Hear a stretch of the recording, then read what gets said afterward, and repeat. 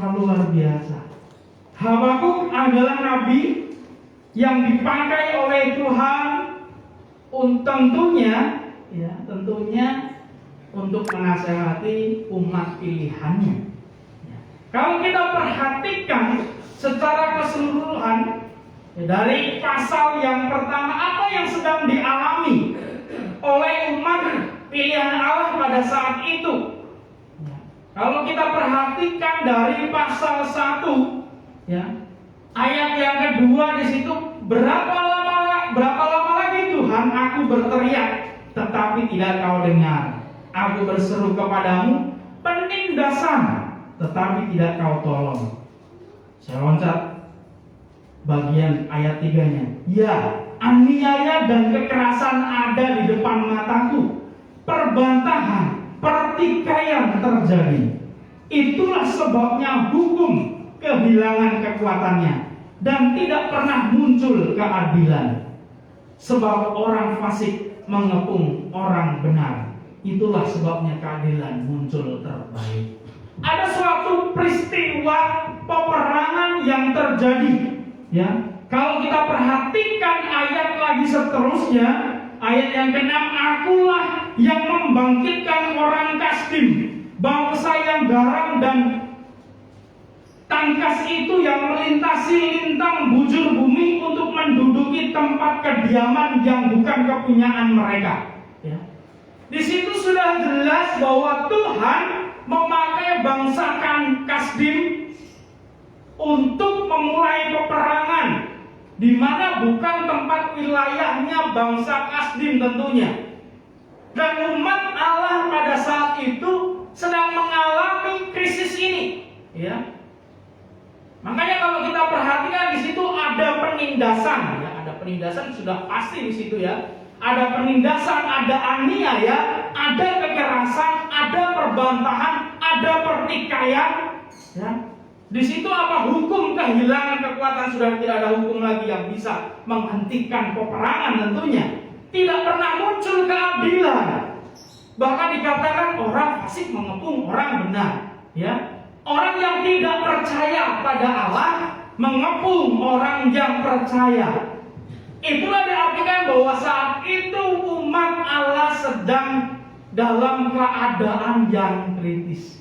Nah, kalau kita kembali di dalam kitab Habakuk pasal yang kedua dari ayat yang ke-6 sampai ayat yang ke-19, di situ kalau kita perhatikan ada 5 kata celaka. Ada 5 kata celaka. Yang pertama, Habakuk bilang ini, celakalah orang yang menggaruk bagi dirinya apa yang bukan miliknya.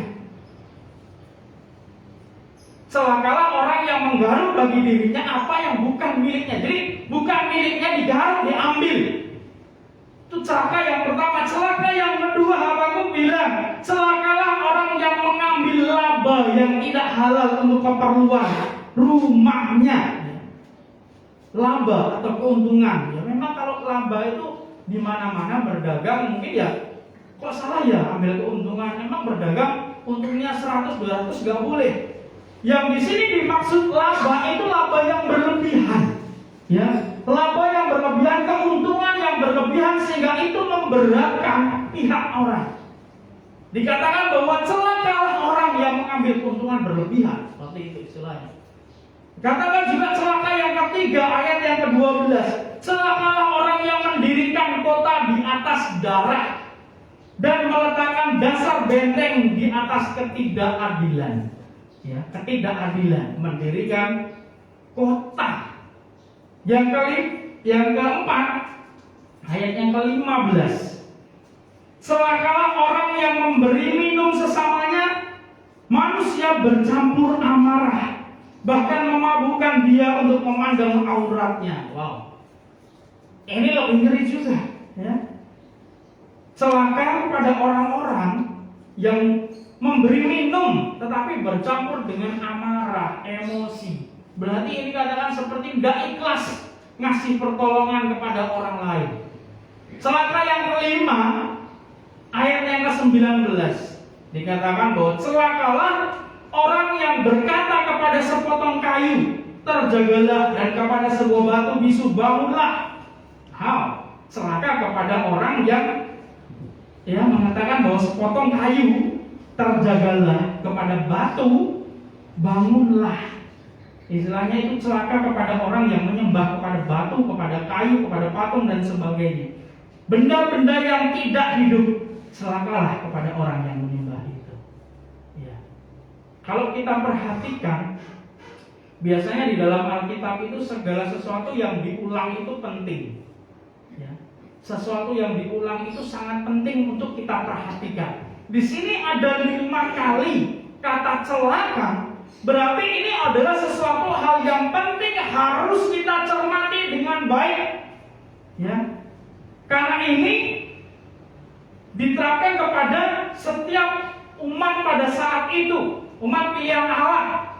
Ketika Habakuk datang berbincang dengan Tuhan, ketika Habakuk datang di hadapan Tuhan, Habakuk bilang, tetap celaka kepada orang-orang yang membuat ini.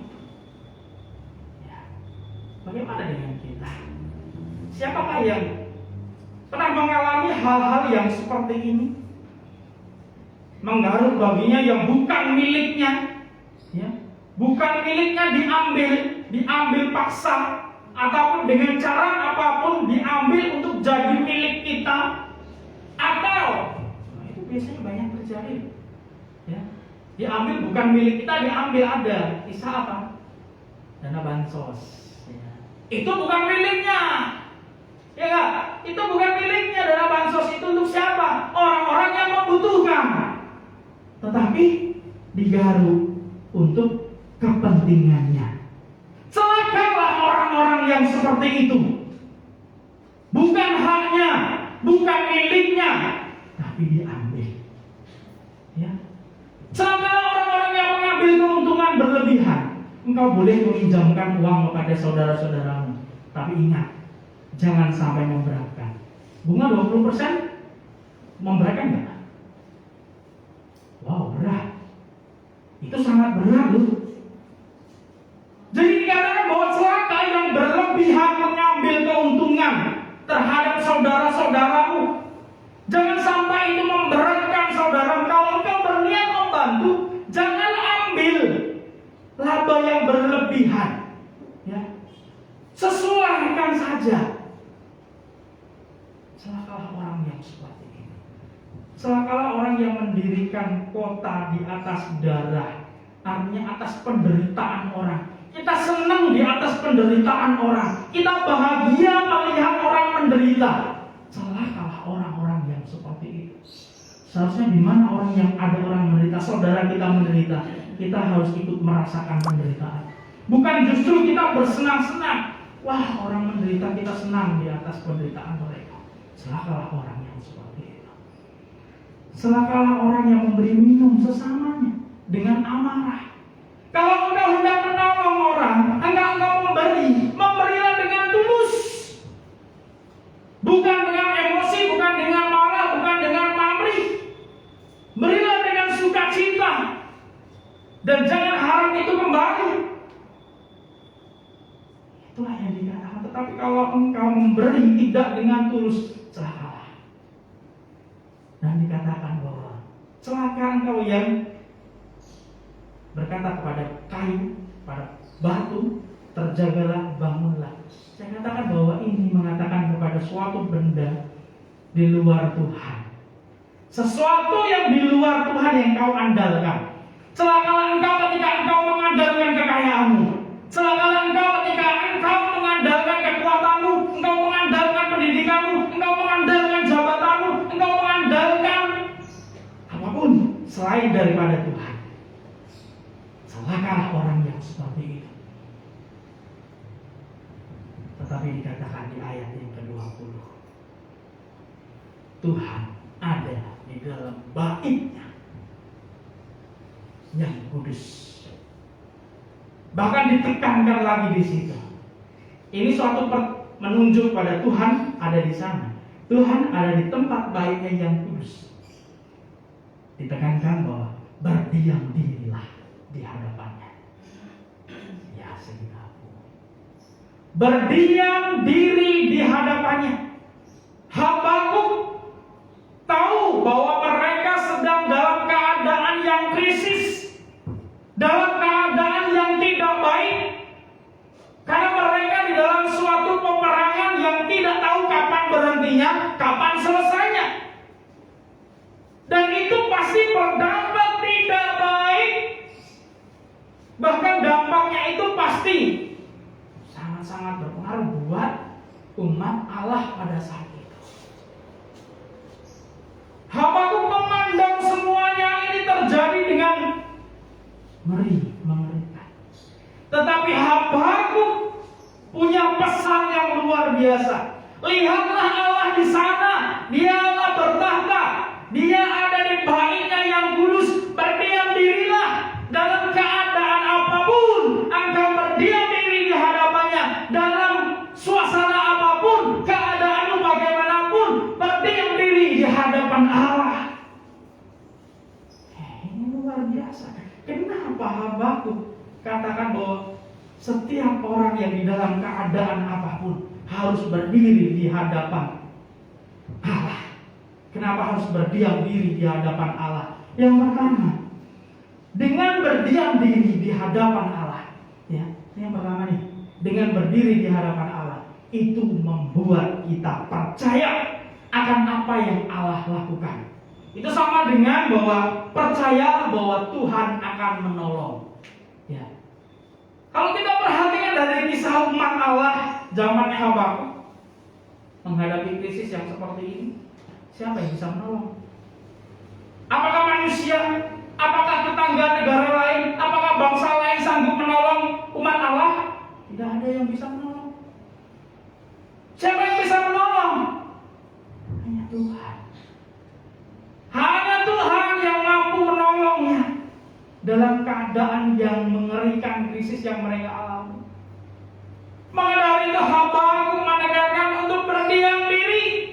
Sama dengan berdiam diri, percaya. Gak usah lakukan tindakan apapun, ya.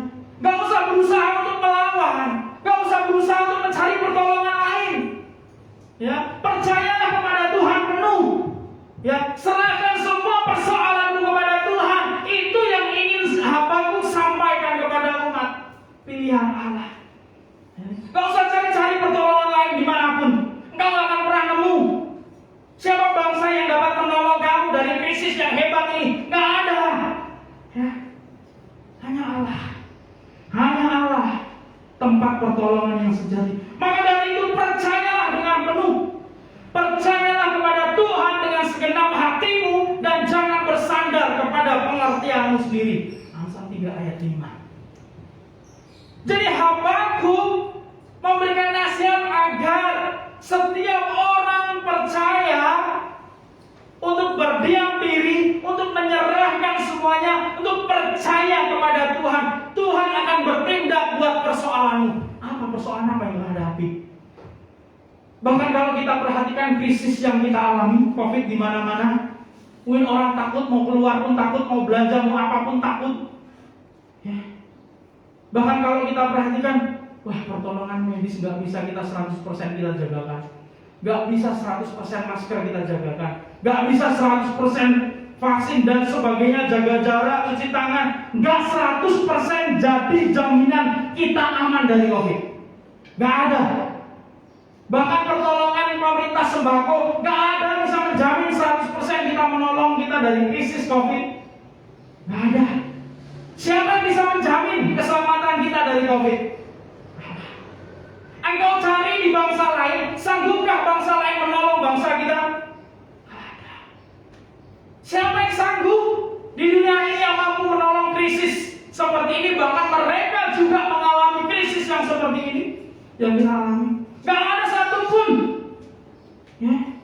Tetapi Habakuk bilang, berdiam dirilah di hadapannya. Habakuk inginkan krisis bagaimanapun, permasalahan apapun yang sedang engkau hadapi saat ini, berdiam diri di hadapan Tuhan, nyatakan kepada Tuhan, sampaikan kepada Tuhan.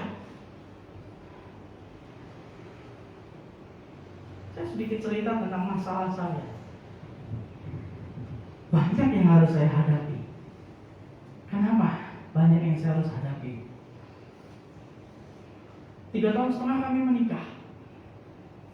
Tuhan belum karuniai anak. Bahkan di awal kami menikah, 3 bulan istri itu haid terus gak berhenti. Sudah periksa berapa kali. Dan pada awal periksa, di situ dinyatakan ada kista. Hanya 1 kista saja. Beberapa waktu berlalu, ketika kami sudah kelar dan dimiring, masih beransur terus periksa. Karena kami tahu kalau periksa BPJS itu kadang tidak akurat. Kami harus periksa sendiri dengan biaya sendiri. Sudah cukup berapa lama, dan baru tahu mungkin beberapa waktu yang lalu, mungkin ada sekitar beberapa bulan, ada miom juga. Ada miom. Dan kemarin periksa lagi. Rupanya kemarin rencananya mau cek darah dan HSG. USG itu beda dengan HSG ya. Kalau USG itu kan normal, BPJS itu masih bisa nanggung. HSG itu rupanya cukup mahal. Ya, cukup mahal, itu paling murah itu 2 juta. Dan tidak sembarangan HSG itu. Saya katakan ini istri sedang di Semarang. Untuk HSG itu sulit. 1 bulan ini rumah sakit di mana-mana di Semarang sudah penuh. Masih nunggu giliran. Belum dapat lagi jadwalnya. Ketika kemarin cek darah, tambah 1 lagi di rahim. Ada polip rahim. Ada 3 ya. Ada kista, ada miom, ada polip rahim. Dan saya mendengar, saya katakan, Tuhan, saya punya persoalan yang begitu berat. Saya hanya bisa berdiam diri kepada Tuhan. Saya tahu kalau dokter medis paling putusannya hanya apa? Operasi. Kalau itu aman ya paling dioperasinya hanya diambil kistanya, miomnya. Kalau bayangan manusia, kalau sampai rahimnya diangkat sudah tidak punya keturunan.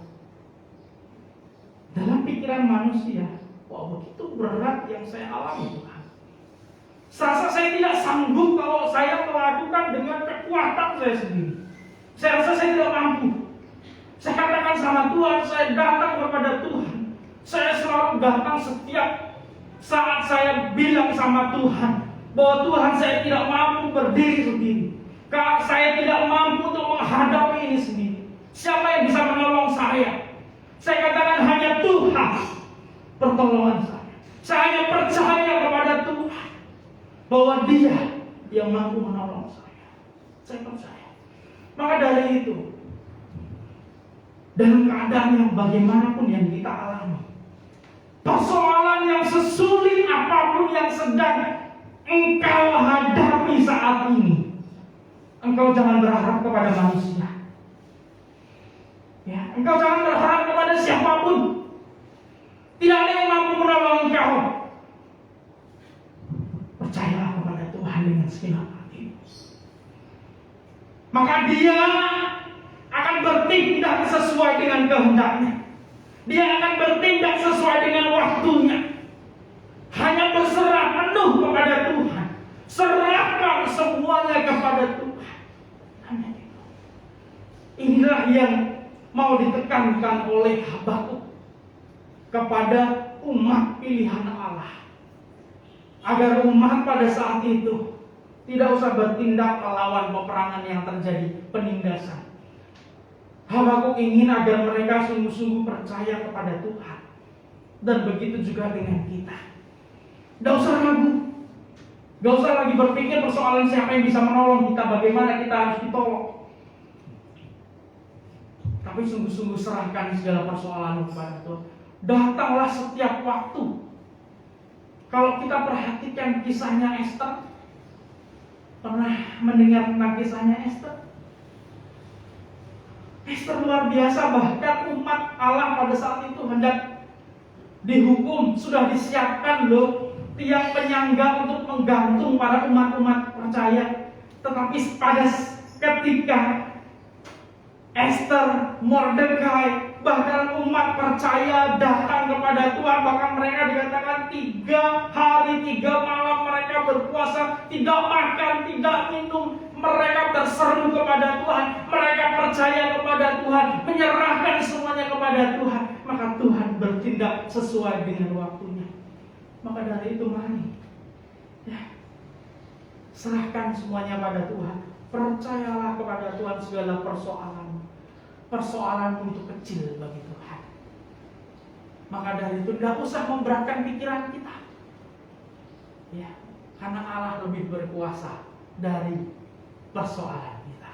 Yang kedua, Habakuk katakan, ketika di dalam persoalan apapun, Habakuk ingin katakan berdiam diri. Kenapa? Dengan berdiam diri di hadapannya, itu meneguhkan kita untuk menghadapi setiap proses yang terjadi. Untuk melewati proses. Segala sesuatu yang dialami oleh bangsa Israel itu adalah proses pembentukan buat umat Allah untuk menjadi umat yang sungguh-sungguh memuliakan Allah, untuk menjadi umat yang sungguh-sungguh hanya berbakti, hanya mengandalkan Allah.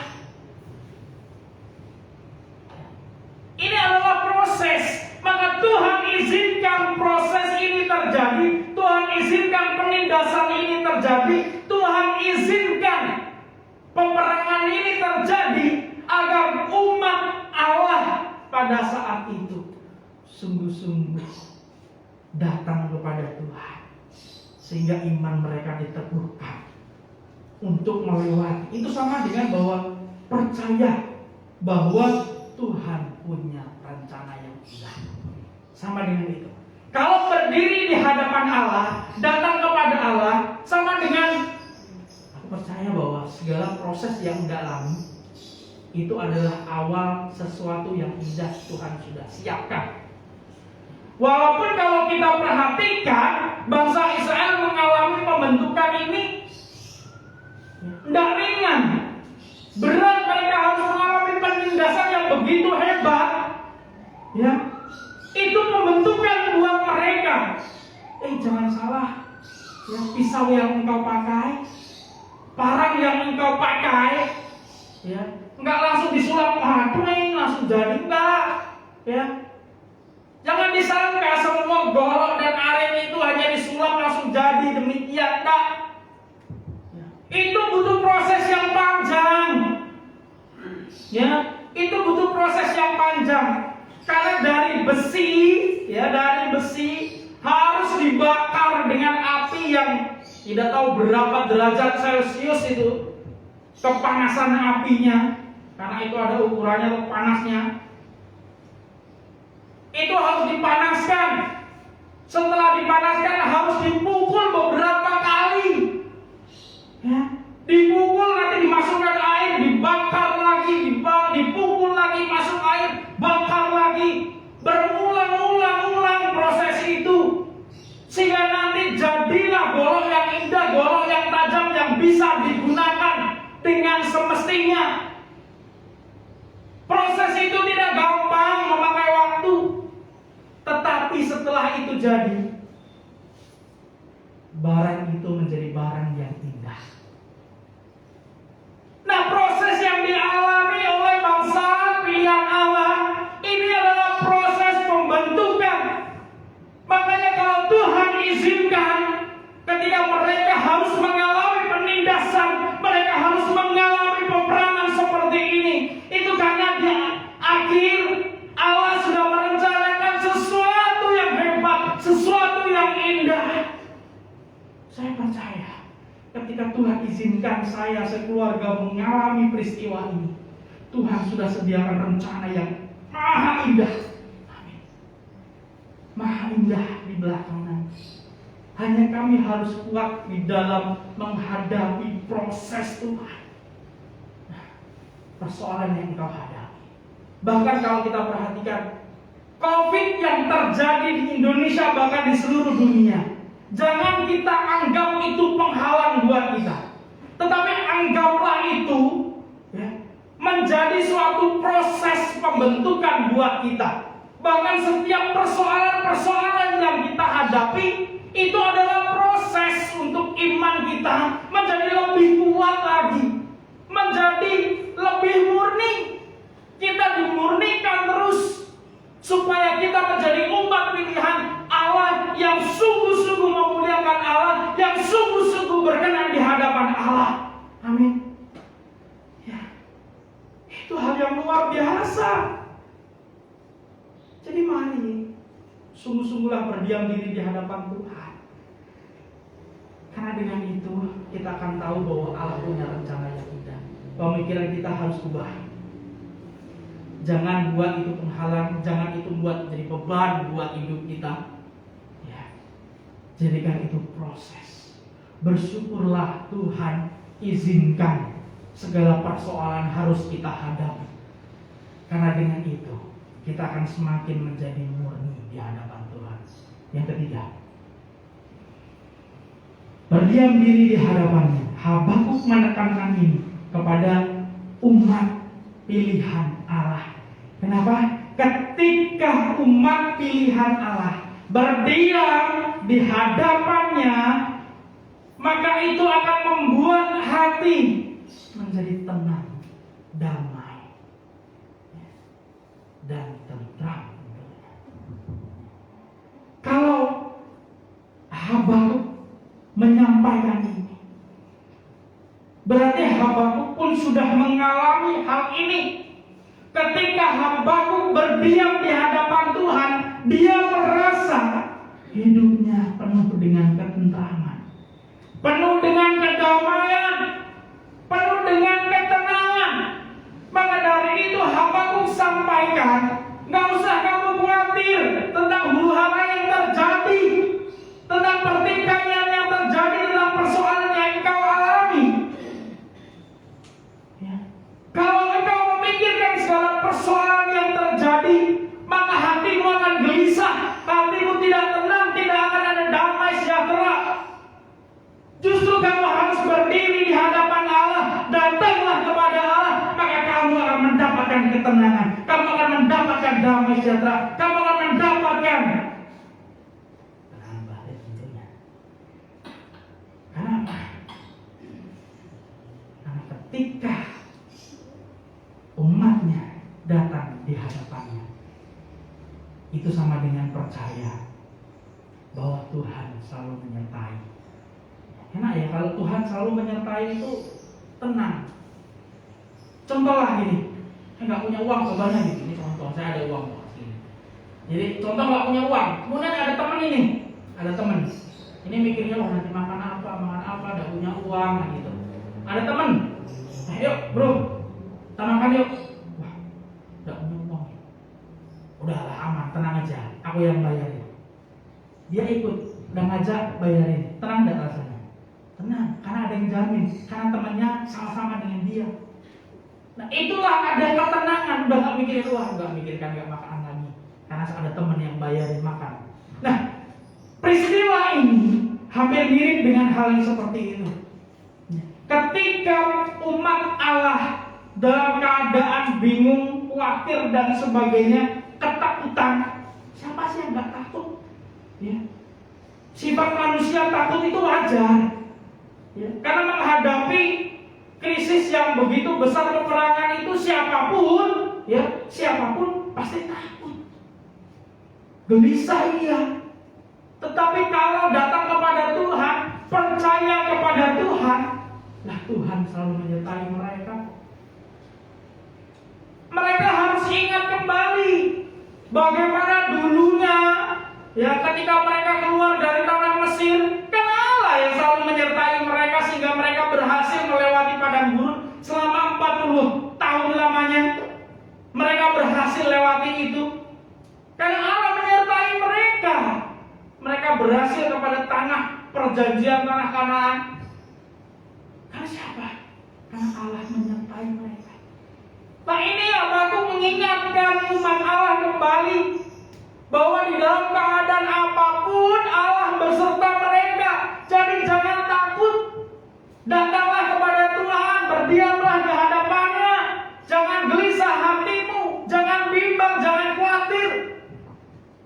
Jadi ingatlah, ketika zaman COVID ini, jangan takut. Kalau itu menjadi ketakutan buat kita, justru imun kita akan semakin down. Ya, semakin turun imun kita itu. Jadi percuma nanti sudah divaksin, vaksin itu meningkatkan imun, tapi kita masih khawatir, masih bimbang, masih takut, lah percuma turun lagi lah imunnya.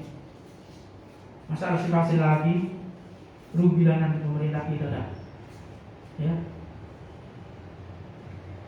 Jadi berdiam diri di hadapannya, percayalah bahwa ketika kemanapun kita pergi, dimanapun kita berada, Allah selalu menyertai kita. Amin. Jadi percaya kepada Tuhan. Di dalam persoalan masalah apapun, ingatlah Tuhan ada bersama dengan engkau. Dia ada. Dia tidak pernah meninggalkan dan membiarkan. Ini janjinya kepada Yosua, katakan bahwa sekali-kali aku tidak akan pernah meninggalkanmu, dan sekali-kali aku tidak akan pernah membiarkanmu. Ini juga terjadi buat kita. Ingatlah sekali-kali Allah tidak akan pernah meninggalkan kita. Dia selalu menyertai kita. Bahkan janjinya, aku akan menyertai engkau senantiasa sampai kepada akhir zaman. Ingat, Tuhan Yesus berkata sampai kepada akhir zaman pun Allah selalu menyertai. Apa yang kita takutkan, apa yang kita khawatirkan, jadi mari berdiam diri di hadapannya. Maka Allah yang terindah, luar biasa. Jadi kita nggak usah memandang persoalan. Misalnya gini, kalau kita bersama dengan Tuhan, kita melihat ke bawah, wah persoalan kecil, karena kita bersama dengan Tuhan. Tapi kalau kita tidak datang kepada Tuhan, kita melihat ini persoalan besar banget. Serasa kita nggak sanggup kalau sendiri. Tapi kalau bersama dengan Tuhan, kecil persoalan. Kalau bersama dengan Tuhan, jadi ingatlah nasihat apapun, dalam persoalan apapun, dalam pergumulan apapun, yang bagaimanapun, berdiam dirilah di hadapannya. Maka ketika kita berdiam diri di hadapannya, kita percaya dengan Allah, apa yang akan Allah lakukan di dalam kehidupan kita. Kita percaya bahwa proses yang terjadi untuk meneguhkan kita, untuk menguatkan kita, untuk membuat kita menjadi lebih baik lagi di belakang nanti. Dan percayalah, ketika kita berdiam diri di hadapan Tuhan, disitulah kita merasa tenang, damai, dan tentram. Amin. Berterima Tuhan, kita berdoa. Allah Bapa kami yang berkata di kerajaan surga, kami bersyukur buat firman yang Kau sampaikan kepada kami saat ini ya Tuhan. Kiranya firman menjadi pelita bagi kakiku dan terang bagi jalanku, untuk kami dapat melakukan firman di dalam kehidupan kami. Terpujilah namamu, dalam nama Tuhan Yesus.